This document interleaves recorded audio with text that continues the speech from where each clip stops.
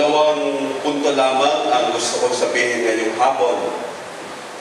Ang una, ang pagnanais na maglingkod ay isang kahangahangang bagay. Kaya kahanga-hanga itong ating siyam na kandidato nasa harapan natin. Alam natin na napakahirap ang maglingkod sa bayan. Kaya tayong lahat ay pinapahanga ng ating mga kandidato ngayon na nasa harapan natin na nais maglingkod sa ating bayan. So palakpakan po natin silang lahat.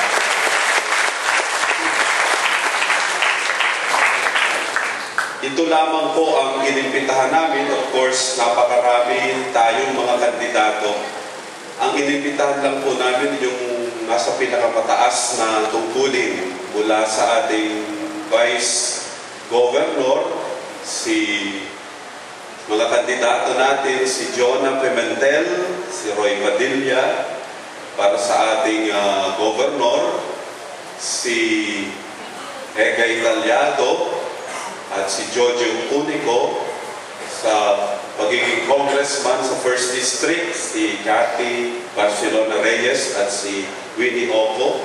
At sa 2nd District naman ay si Dr. Ruth Herrera, ang ating dating congresswoman, si Chato Liway, at si Elmer Panotes. No? So, yun yung unang gusto ko pong makita natin. Ano po? Isang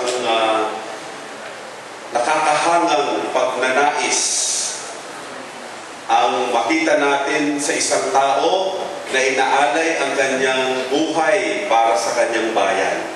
At ito ang nakikita natin sa ating mga kandidato ngayon. Ikalawa, para sa ating mga Katoliko, ang pagboto ng wasto ay parte ng pagiging Katoliko. Ito po ang tatandaan natin. Baka po nagtataka kayo kung bakit merong ganitong exercise. Baka sabihin ito ay pakikialam. Hindi po ito pakikialam sapagkat parte po ng pananampalataya nating mga Katoliko ang bumoto ng wasto. Kaya dito, meron tayong pananagutan. Kasama na dito lahat sa pagboto ng wasto, ang voters' education, ang bantayan ang ating boto, hanggang sa mabilang ng wasto ang ating mga boto. Sapagkat kinikilala natin mga Katoliko na ang pagboto ng tama ay parte ng pagiging isang mabuting Katoliko. Ibig sabihin, isang kasalanan ang hindi magboto ng ayos. Parte ito ng ating responsibilidad. Kaya ngayon po, hapon, ito po ay pagnanais ng ating minamahal na obispo na wala ngayon. For the information of our candidates, the bishop is out. He is in Hawaii right now. Na ang kaharap ng ating mga mahusay na mga kandidato ay Parish Pastoral Council officers and members. Ito po ay ang tinatawag nating executive board at ang mga nasa ministry. Siguro po darating pa yung iba, tig-12 po per parish. At kung ano po ang kanilang maririnig ngayong hapon, ito po ang ibababa nila sa mga barangay pastoral council. At pagkatapos po nito, gagawa po kami, mamaya may mga common questions po kami sa inyo.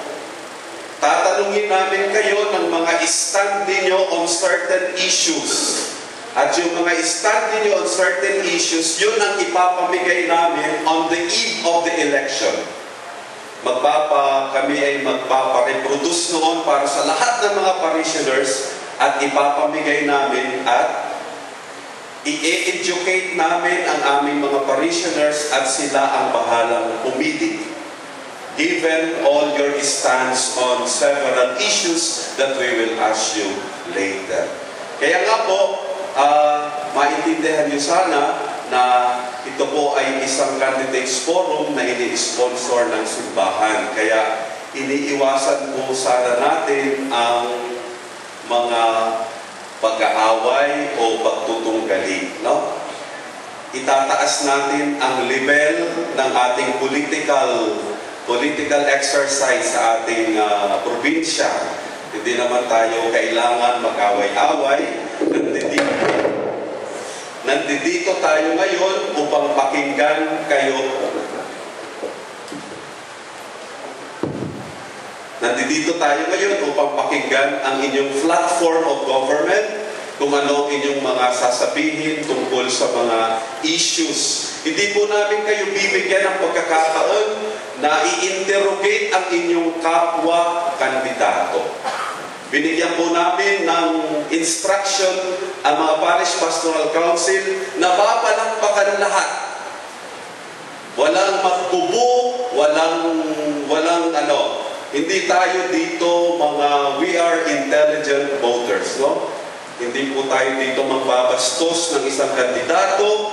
Inuulit ko, ang panawagan sa atin ay itaas natin ang level ng ating political exercise, no? At mamaya, kung meron kayong mga katanungan sa ating mga kandidato, ipapasa ninyo yon sa amin dito at sisiguraduhin namin na walang pami-personal na question at yun ay sasalain namin lahat.